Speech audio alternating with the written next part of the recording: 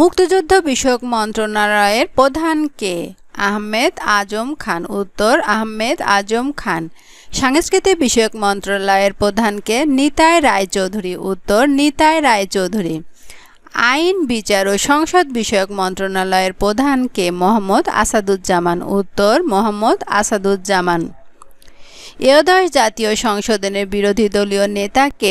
Doctor Mohammad Shafiqur Rahman. সর্বপ্রথম family card পাওয়া নারীর নাম কি?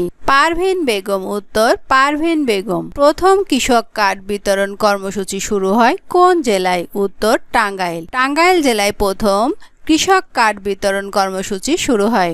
বাংলাদেশের মোট সিটি কর্পোরেশন কয়টি? 13টি। উত্তর 13টি।